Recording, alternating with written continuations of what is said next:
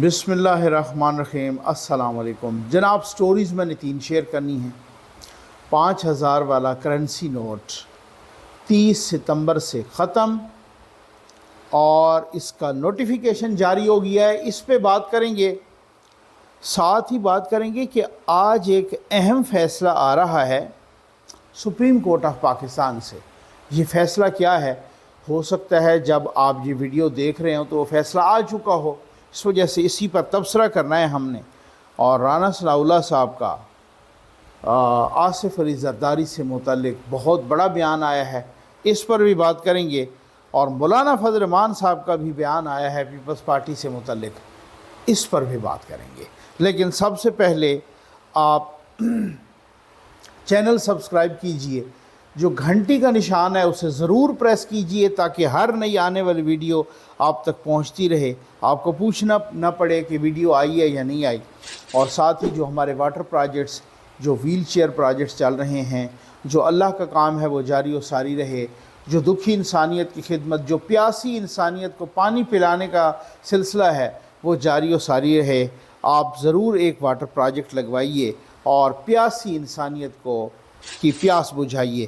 آ جائیں بھائی اس نوٹیفیکیشن پر۔ یہ آپ نے بھی دیکھا ہوگا، یہ نوٹیفیکیشن، یہ government of Pakistan finance division اور انٹرنل فائنانس ونگ، ٹھیک ہے، اوپر لکھا ہوا ہے to be published in the gazette of Pakistan extraordinary part 2۔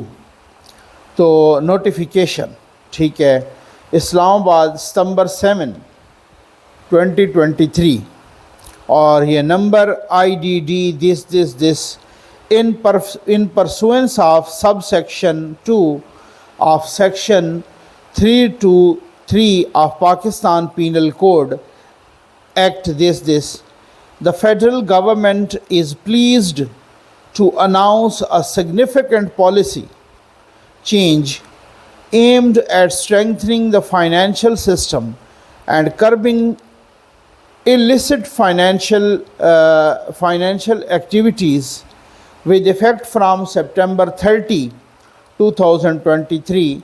The use, possession and circulation of rupees 5,000 currency notes will be banned throughout the country. یہ فیصلہ کیا گیا ہے، حکومت پاکستان نے فیصلہ کیا ہے تاکہ یہ جو illicit ایکٹیویٹیز کے لیے استعمال ہوتا ہے یہ استعمال نہ ہو یہ نوٹ، اور 5000 کا نوٹ ختم کر دیا گیا ہے، بین ہوگا 30 ستمبر سے۔ اگلے صفحے پر باقاعدہ، اچھا جناب، اس میں بھی جو ہے نا آخر پہ یہ سائن بھی کیے گئے ہیں، اور Muhammad Shahid Ahmed Chaudhry deputy secretary R3 یہ بھی کیا گیا ہے، اور the manager printing corporation Pakistan press Islamabad copy also forwarded to governor of the state bank کو گئی ہے، پریزیڈنٹ کے سیکریٹریٹ کو گئی ہے، پھر پریزیڈنٹ سیکریٹریٹ پرسنل کو گئی ہے، پبلک کو گئی ہے، پھر پرائم منسٹر کو پبلک کو گئی ہے، پھر اس کے بعد پرائم منسٹر آفس کو گئی ہے یہ کاپی، پھر اس کے بعد جناب اسی طرح سے نیشنل اسمبلی سیکریٹریٹ کو گئی ہے، سینٹ سیکریٹریٹ کو، وغیرہ وغیرہ، یہ کوئی 21 جگہوں پر کاپی گئی ہے، ٹھیک ہو گیا۔ آپ واردات کی نفاست کا اندازہ کریں، کس طریقے سے ایسے نوٹیفیکیشن جاری ہوئے، کس طریقے سے اس طرح کے نوٹیفیکیشن بنے، اور کس طرح سے اس طرح کے نوٹیفیکیشن کی کسی نے مدد بھی ضرور کی ہوگی، ٹھیک ہے۔ یہ اس طرح سے کسی نے، یہ جو انگلش ہے، یہ جو جس طریقے سے بھی سارا کچھ آپ کے سامنے آیا ہے، یہ ایسے بچوں کا کھیل تو نہیں ہے، یہ نوٹیفیکیشن فیک ہے۔ کیسے؟ اب پاکستان کے نگران وفاقی وزیر اطلاعات و نشریات مرتضیٰ سولنگی صاحب نے ٹویٹ کیا ہے کہ this is fake, the government of Pakistan shall act against the people spreading this kind of fake news to create chaos. یہ جھوٹا نوٹیفیکیشن ہے، حکومت پاکستان ایسے جھوٹے نوٹیفیکیشن پھیلانے والوں کے خلاف सख्त कार्रवाई करे, सख्त कार्रवाई करेगी। और नोटिफिकेशन भी उन्होंने टैग किया है। और पता नहीं कार्रवाई होती है या नहीं होती, पहले भी पता नहीं कितनी दफ़ा। वैसे मैं आपको एक बात बताऊं ना कि मुख्तलिफ जब गवर्नमेंट कहती है या जब इस्टेब्लिशमेंट कहती है, जब किसी मुख्तलिफ मीटिंग्स में जब आर्मी चीफ़ कहते हैं कि ये सोशल मीडिया पर जो इस तरह की बदअमनी और इंतशार फैला रहे हैं, इनके ख़िलाफ़ कार्रवाई होगी, तो मैं समझता हूँ जो ऐसी हरकत होती हैं इनके ख़िलाफ़ कार्रवाई होनी चाहिए। जो रियासत को बदनाम करने वाली हरकत होती हैं इनके ख़िलाफ़ ज़रूर कार्रवाई होनी चाहिए। इत्तफ़ाक़ राय का इख्तलाफ राय और इत्तफ़ाक़ राय और अपनी अपनी आज़ादी इज़हार राय, ये एक अलग बात है। लेकिन जहाँ पर एक एजेंडा नज़र आ रहा हो, प्लांटेड एजेंडा, प्रोपेगेंडा नज़र आ रहा हो, स्टेट को बदनाम करने के लिए, स्टेट के इदारों को बदनाम करने के लिए, वो आपका इज़हार राय की आज़ादी नहीं है। आपको राय की इज़हार की आज़ादी तो है, इंतशार की आज़ादी नहीं है। ये इंतशार है। लोग बहुत सारे मुझसे पूछ रहे थे कल से, नकवी साहब ये क्या चक्कर है, क्या वाकई 5000 का? आप अंदाज़ा कीजिए इस नफासत से ये नोटिफिकेशन जारी हुआ है, इस तरह की ये लैंग्वेज इस्तेमाल की गई है कि इसमें जब तक वो अनासर शामिल ना हो जो कंसर्न्ड अनासर हैं या जो रिटायर्ड उनमें से हैं या वो जो इससे मुतालिक उनको इल्म है, मालूमात रखते हैं, तब तक सवाल ही पैदा नहीं होता। आप किसी बंदे को कहने उसने MA इंग्लिश किया हो, इस तरह का नोटिफिकेशन जारी करके दिखा दे जनाब, और फिर साइन करना और एक एक चीज़ को बारीकी से इस तरह से नोटिफिकेशन, और ये नोटिफिकेशन फिर इस तरह से वायरल करना, ये आम बात नहीं है। इनके ख़िलाफ़ ज़रूर कार्रवाई होनी चाहिए। अब कल से वो बहुत सारे अनासर इन चीज़ों को फैला रहे हैं, और ज़ाहिर दुश्मन का भी एजेंडा होता है। चित्राल के बहुत सारे इलाके पर तालिबान ने, TTP ने कब्ज़ा कर लिया। भाई उन्होंने हमला ज़रूर किया था, लेकिन उनको मुंह की खानी पड़ी है और उनको इस तरीके से भगाया गया है और जहन्नम वासिल किया गया है। तो आप देख रहे हैं, ये मेरे लिए ये चीज़ हैरत की भी बायस है और अफसोस का भी बायस है कि मैं हज़ार इख्तलाफ करूं, और मैं करता भी हूं। मैं जर्नैलों से भी इख्तलाफ करता हूं, मैं आर्मी चीफ से भी इख्तलाफ करता हूं, मैं उस इदारे से भी इख्तलाफ करता हूं, मेरा अपना इदारा है। लेकिन उसको बतौर इदारा तनकीद नहीं करनी। वो इदारा मेरे दिफा का ज़ामिन है। मैं सकून की नींद उसी इदारे की वजह से सोता हूँ। अगर जहाँ पर आप तालिबान के मुकाबले में भी उस इदारे को जो है ना जिस तरीके से तनकीद का निशाना बनाएं और झूठ का सहारा लें और दुश्मन के प्रोपेगंडे और एजेंडे पे चलें, तो फिर आपका एजेंडा फिर कुछ और हो सकता है। फिर आपका एजेंडा ये नहीं हो सकता, फिर वो तनकीद नहीं है, वो इख्तलाफ राय का और आज़ादी इज़हार राय नहीं है, वो फिर इंतशार है, वो फिर फसाद है, और फसाद का सर कुचलना चाहिए। ये बहुत बड़ी बात। वो हमला हुआ दो तरफ से, लेकिन उस हमले को जितने भी लोग आए सबको फिनार कर दिया गया, और जितने हमारे भी जो जवान हैं वो तकरीबन 4 शहीद हुए, ISPR ने बताया था। और अब ये कहना कि जनाब पूरे चित्राल पे वो चढ़ गए हैं, वो ये नहीं है, ये इस तरह की बात नहीं है। तो ऐसे प्रोपेगंडे और एजेंडे से आप ज़रूर ख़बरदार रहना है। आज एक अहम फ़ैसला आ रहा है, हो सकता है आप जब ये वीडियो देख रहे हों तो वो फ़ैसला आ भी चुका हो। अच्छा, वो फ़ैसला वो जो अब एक सितम ज़रीफ़ी ये है कि बेंच को देख के पहले पता चल जाता है फ़ैसला क्या है। वो फ़ैसला, वो केस बहुत पहले लगा था जनाब उसमें, और दोबारा वो अब आज उसका लग गया है और अब वो फ़ैसला सुनाया जाएगा। असल में तो फ़ैसला महफूज हुआ था कि जी ये काबिल समात भी है या नहीं है, लेकिन अब बहुत सारे ज़राए कह रहे हैं कि ये अब फैसला ये उड़ा ही दिया जाएगा केस, और वो केस ऑडियो लीक्स का केस है। ठीक है ना जी, सासू माँ की ऑडियो लीक्स और इसी तरीके से जो और ऑडियो लीक्स मुख्तलिफ आई हैं। 5 रुकनी बेंच है जनाब, चीफ़ जस्टिस उमर अता बंदियाल साहब उस बेंच को हेड कर रहे हैं। साथ ही justice Ijazul Ehsan, justice Munib Akhtar, justice Hasan Azhar Rizvi और जस्टिस शाहिद साहब, वो जो पंजाब से आए थे, وہ ہیں، ٹھیک ہو گیا جی، شاہد وحید صاحب۔ اچھا، اب اسی طرح 5 رکنی بینچ ہے۔ اب یہ اگر چلو ہم یہی اینگل لیتے ہیں کہ ہمیں یہ لگ رہا ہے کہ یہ فیصلہ اڑا دیا جائے گا، ٹھیک ہے نا۔ اب وہ جو چیف جسٹس عمر عطا بندیال صاحب کی ساس اور ساتھ وہ ایڈوکیٹ عبدالرحیم صاحب، ان کی وہ اہلیہ کے درمیان جو آڈیو آئی تھی، انہی ایڈوکیٹ اور دوسرا عابد سلیری صاحب کے درمیان غالباً، اور اسی طریقے سے پرویز الہی صاحب کی آڈیو، اسی طریقے سے باب زحمتے کی آڈیو، باب زحمتے کے بیٹے کی آڈیو، بہت ساری آڈیو لیک سے متعلق ایک فیصلہ جو کیس چل رہا تھا۔ اب اس کو میں حیران ہوں کہ آپ پر الزام ہو کہ آپ کی ساس کی آڈیو ہے اور آپ پھر بھی بینچ میں بیٹھ جائیں۔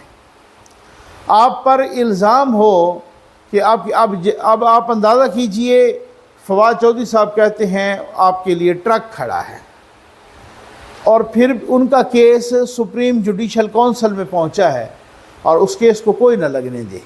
یہ بہت ہی ایک ستم ظریفی ہے۔